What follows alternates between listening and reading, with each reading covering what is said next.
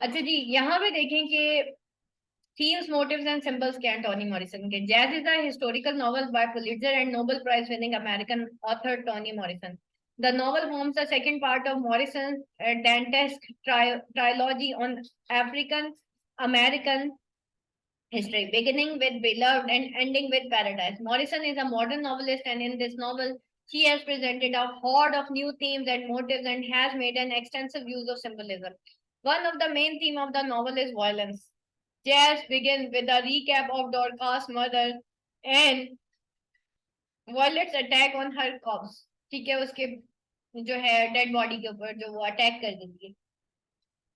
The couple that kills and then defaces the young girl seem immediately to be evil and immoral character, but surprisingly, Morrison goes on to flesh them out and to explain in part that their violent acts stem from suppressed anguish and disrupted childhoods. अच्छा जी, यहाँ पे देखें बेटा, अगर हम superficially तौर पे देखें, इन फ्रंट देखें, ठीक है, और नॉर्मली हम ऐसा देखते नहीं है, हम नहीं देखते कि एक इंसान फ्रस्ट्रेटेड क्यों है, उसका बैकग्राउंड ऐसा क्यों क्या है, उसके साथ ऐसा क्या हो गया। बाल लोग होते हैं उनको फजूल में गालियां देने की आदत होती है, तो हम समझते हैं, या फिर वो हर वक्त लड़ते ही रहते हैं, ठीक है, और वो सोसाइटी के अंदर और भी ज्यादा पैनिक क्रिएट कर देते हैं। उसकी रीजन सोसाइटी नहीं होती, उसकी रीजन उनका चाइल्डहुड होता है एक्चुअली। ठीक है, उनकी बर्थ किस फैमिली में हुई है, उनके साथ क्या क्या हुआ है, तो वो उस एक्चुअली फैमिली का पार्ट होते हैं। आपके साथ बचपन में, वो कहते हैं ना, बचपन में अगर बच्चे को जो है किसी कुत्ते या बिल्ली से आप डरा दें या जिन्हों भूतों से डरा दें, वो खौफ कभी भी नहीं जाएगा। तो मेरी रिक्वेस्ट है तमाम पेरेंट्स से कि अपने बच्चों को लोगों से मत डराएं कि आंटी आएंगी तो पता नहीं आपने अच्छे बच्चे बन के बैठना है क्योंकि आंटी आने वाली है। उन्हें बताएं कि आपने अच्छे बच्चे बनना है क्योंकि अल्लाह देख रहा है। तो उसको अल्लाह से डरा दें, ये आप उसका बचपन का फियर है ना जो खुदा खौफी वाला है, वो सारी उम्र अगर उसके दिल में आ गया ना कि अल्लाह देख रहा है, यकीन करें वो कभी आपसे झूठ नहीं बोलेगा, वो आपके साथ दो नंबरी नहीं करेगा। बेसिकली खुदा खौफी होती है ना।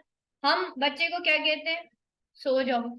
हमारी जो है फैमिली में होता था कि हम तो खैर बड़े हो गए थे, बड़े वाले बच्चे थे, जो हमारे बाकी चचियों के बच्चे थे, तो हमारी एक फूफो थी, वो बड़ी साफ थी, तो वो हमारी चचियां कहती थी अपने बच्चों को, सो जाओ नहीं तो फूफो आ जाएंगी। तो ये इस तरह से ना करें ना बच्चों के साथ। वो फूफो से इतना डराया कि वो फूफो, आप कहती हैं बच्चे वो जवान हो गए हैं, तो वो फूफो कहती है मैंने तो जी इनको गोदियों में पाला पोसा है, तो ये मेरे पास आते ही नहीं। हालांकि वो फूफो इतनी डरावनी थी नहीं जितना अम्मियों ने बना दिया था कि फूफो आ जाएंगी ना। तो वो अब फूफो रोती हैं कि मैंने इनको बच्चों को गोदियों में उठाया है, तो ये तो मेरे पास आते नहीं। बेसिकली क्या है, वो फियर इतना डाल दिया फूफो का कि अभी तक वो बच्चे जवान होके उनके बच्चे भी हो गए हैं, लेकिन वो फूफो से दूर भागते हैं। तो actually these are the fears. आपका बचपन जो होता है ना, एक्चुअली वो आपके ऊपर, आप ये ना सोचेंगे इस वक्त जो बंदा गाली दे रहा है उसके साथ पता नहीं सोसाइटी में क्या हो गया, या सोसाइटी नहीं, उसका जो बचपन होता है ना बेटा, उसका जो बचपन होता है वो उस पे हावी होता है। ये चीज याद रखिएगा, ठीक है। उसका ब्रॉटअप, उसका वो बेशक भी जहां मर्जी चला जाए, ठीक है। वो कहते हैं ना पहली गोद माँ की होती है, वो जो स्टार्टिंग पहले 7 साल कहाँ पे गुजरे हैं, खाली तख्ती पे क्या लिखा गया है। Actually these are the things. अब देखिए, टॉनी मॉरिसन वो ये नहीं देखती कि अगर हम सोसाइटी लेवल पे देखें तो दैट वाज इमोरल ना। टोनी मॉरिसन उन इवल्स को पॉइंट आउट करती है जो बच्चों के साथ बचपन में होते हैं, ठीक है। तो इसलिए बेटा माओ से बड़ी दरखास्त है कि बच्चों की दादियों की, बच्चों की फूफियों की, या बच्चों के चाचों की, या एनीवन एल्स, उनकी बुराइयां, उनके उनके खौफ, उनका जो भी है, उनकी नेगेटिविटी की वजह से अपने बच्चों को जो है ना मारा ना करे, उनको डांटा ना करे। मैंने बड़ी औरतों को देखा, ताने ताने बाजियां माएं दे रही होती हैं बच्चों को, देख तुझे चोट लग गई है ना, अब तेरी दादी मुझे नहीं छोड़ेगी। तो वो आप उसकी दादी आपको नहीं छोड़ेगी, आप बता किसको रही हैं, वो 3 साल की बच्ची को, वो 2 साल की बच्ची को, कि 6 साल की बच्ची को, आप किसको बता रही हैं। आप इतनी बड़ी हो गई हैं, आप थोड़ा सा बर्दाश्त कर लें, बच्ची को क्यों ताने दे रही हैं। तो इस तरह की सिचुएशन में ये वो बच्चे होते हैं जब ये जवान होते हैं, तो इनके लिए प्रॉब्लम्स होते हैं। ये मैरिड लाइफ में सस्टेन नहीं कर सकते, ये ससुराली रिश्ते नहीं निभा सकते, ठीक है, वो बच्चे ज्यादा अच्छे ससुराली रिश्ते निभाते हैं और मैरिड लाइफ ज्यादा बेहतर तौर पे गुजारते हैं, जिनका जो बचपन होता है ना वो बड़े उनकी माओ ने बड़ा नेगेटिविटी उनसे दूर रखी हुई होती है, ठीक है, और पॉजिटिव वे में उसको ग्रूम किया होता है, तो वो ज्यादा बेहतर तौर पर रिश्ते निभा सकते हैं। तो that is basically the whole thing. तो violent attack on her cops, और वो जो कपल होता है क्या होता है, वो देखने में तो हमें ऐसे लगता है सरप्राइजिंगली बहुत ही इमोरल किस्म का, भाई ये कैसा कपल है। एक ने जो है एक एडल्ट्रस वे में एक लड़की को मतलब यूज किया, वो भी 17 साल की, और दूसरा जो उसकी बीवी है उसने उसका चेहरा ही खराब कर दिया, ये क्या तरीका है भाई। ठीक है, तो टोनी मॉरिसन कहती है, वो फ्लैश देम आउट करती है और एक्सप्लेन करती है इन पार्ट के उनके जो एक्ट्स हैं, देयर वायलेंट एक्ट्स जो है वो उस सुप्रेस एंग्विश और डिस्टर्बेड चाइल्डहुड्स की वजह से थे। Morrison traces the violence of city character back to Virginia. वो जो वायलेंस ऑफ सिटी कैरेक्टर्स थे वो वापस वो वर्जीनिया की तरफ जाती है, ठीक है, where generations of enslavement and property tore families apart, जहां पे जनरेशंस ऑफ एंस्लेवमेंट ने क्या किया और पॉवर्टी ने फैमिलीज को तोड़ के रख दिया। ठीक है, ये वो कहते हैं ना कि गुर्बत इंसान को कहां तक पहुंचा देती है, कुफर तक पहुंचा देती है। तो गुर्बत बेटा अल्लाह से दुआ मांगे कि अल्लाह ताला हमें फकरो फाके से बचाए। और ये जो चीज है ना, ये यहाँ पे वो पूरी फैमिली जो है वो टोर अपार्ट हो जाती है। She subtly Morrison suggests that the black on black violence of the city carries over from the physical and physic violence committed against the race as a whole. अब क्या हुआ, मॉरिसन ये सजेस्ट करती है कि black on black violence of the city carries over from the physical और psychic violence committed against, वो जो है कहाँ से लेके आए, फ्रॉम फिजिकल, और फिजिक वायलेंस कमिटेड हुई against the race as a whole. और नेक्स्ट जो रेस थी उस रेस के ऊपर उन्होंने किसी सफेद को तो कुछ नहीं कहा था ना, उन्होंने कालों के ऊपर ही अपना गुस्सा निकाला। जैसे मैं आज अवाम को कहती हूँ, आप जो है ना सियासतदानों का गुस्सा और फौज का गुस्सा ना पाकिस्तान पे उतार रहे हैं, ये वही कहानी है। वो कह रहे हैं कालों का गुस्सा कालों पे ही उतार दिया। सुप्रेसिव कहाँ पे थे, वर्जीनिया में थे। पॉवर्टी कहाँ थी, वर्जीनिया में थी। ठीक है, फिर ये लोग वहां से निकल के हर्लम द सिटी में चले गए। ठीक है, हर्लम को द सिटी कहा जा रहा है, लेकिन वहां पे भी गुस्सा किस पे उतारा, किस पे उतारा, अफ्रीकन लोगों के ऊपर, काले लोगों के ऊपर। ठीक है, समझ आ रही है बात। तो ये होती है बेटा फ्रस्ट्रेशन ना, तो फ्रस्ट्रेशन ऊपर वाले बंदे पे थोड़ी उतरेगी। अब गुस्सा जो है किसी के ऊपर भी है, जैसे हम कहते हैं कि गुस्सा आता नहीं है, गुस्सा हम करते हैं और हमेशा उस पे करते हैं जो हमसे नीचे वाला होता है, कमजोर होता है। ठीक है, तो ये सारी चीजें होती हैं, तो जो कमजोर होता है हम उस पर गुस्सा करते हैं, अपने से ऊपर वाले पे कभी भी नहीं करते।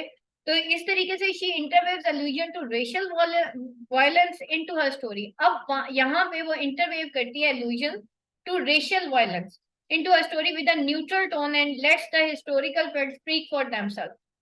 But her descriptions of scenes are often filled with violence, as she discusses buildings which are cut but are razor like line of sunlight. अब वो जो है फर्दर वो डिस्क्राइब करती है, डिस्क्रिप्शन ऑफ सीन्स जो हैं वो भी फील्ड होती है वायलेंस से। एक तरफ उनका बचपन इस तरह का, ठीक है, दूसरा जो है उनका जब वो जिस सोसाइटी में वो रहे इन वर्जीनिया, देखिए दो सिटीज है ना, वर्जीनिया एंड हर्लम। ठीक है, वर्जीनिया में ये लोग बचपन में रहते थे, जिसमें हम जो एंड वॉयलेट की बात कर रहे हैं। ठीक है, वो सोसाइटी किस तरह की थी, वो वसीली सोसाइटी थी, वो फुल ऑफ पॉवर्टी सोसाइटी थी। ये लोग ग्रेट माइग्रेशन में वर्जीनिया से कहाँ मूव किए, हर्लम में मूव किए। ठीक हो गया। अब हर्लम द सिटी से इनकी बहुत ज्यादा एक्सपेक्टेशंस थी, लेकिन यहाँ पे जाके व्हाइट एंड ब्लैक का एक आपस में तजाद हो गया। समझ गए बात को। अब क्या हुआ, ये तो पहले ही फ्रस्ट्रेटेड थे, जब वहां गए तो और फ्रस्ट्रेट हो गए, क्योंकि उस पढ़े लिखे सिटी ने भी इनको कुछ नहीं दिया, उस सिविलाइज द सिटी ने भी उसको कुछ नहीं दिया। देखिए ना, कैपिटल सिटी सी से वो बता रहा है, तो उस कैपिटल ने भी उसको कुछ नहीं दिया, उस कैपिटल सी ने। तो further, her descriptions of scenes are often filled with violence, and she discusses buildings which are cut but a razor-like line of sunlight. Even her narrative is violent. She constructed with stories wrenched apart fragmented and retold in a way that mirrors the splintered identities of novel principal character. और उसका जो narrative था वो भी violently constructed था with stories जो कि wrenched apart थी, fragmented थी, और उसने retold किया story को in a way that mirrors the splintered identity of the novel's principal character. Another theme of novel is motherhood. अब यहाँ पे देखते हैं कि एक और theme जो है वो motherhood है. Mothers are always absent from the lives of Morrison's character, having abandoned their children, died, or simply disappeared. The absence of mother also reflects the absence of motherland, as the African American community searched for a way to make America its home despite the horrors of dislocation and slavery.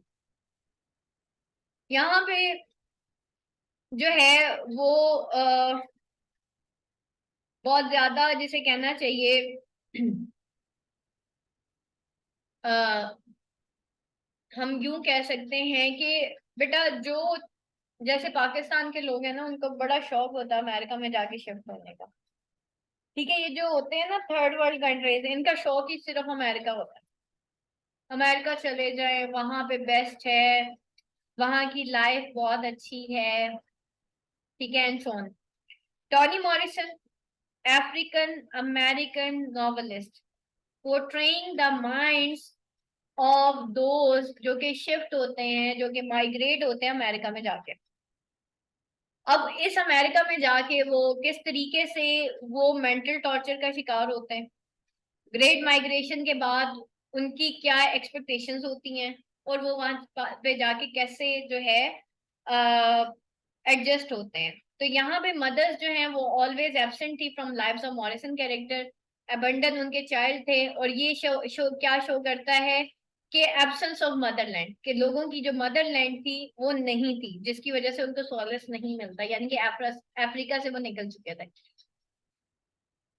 The mother also signifies a common cultural and racial heritage that eludes the character and they struggle to define themselves. The words mama rest on the tips of character's tongue and is an unconscious lament for a lost home or feeling of security. During one of Violent's visit, Alice Manfred blurted out, "Oh, Mama," and then covers her mouth, shocked at her own vulnerability. Dorcas also refers to her mother out of nowhere. She lies on her deathbed, thinking, "I know his name, but Mama won't tell." Morrison's narrator, ever present in the lives and histories of her character, doubles as a kind of the mother for the text tending to community of the black hurdle.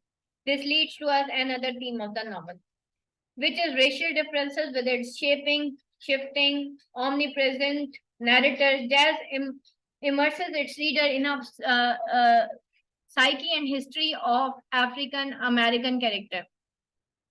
The book attempts to mirror from an anthropological and fictional standpoint the concerns of this community and the roots of their collective search for identity.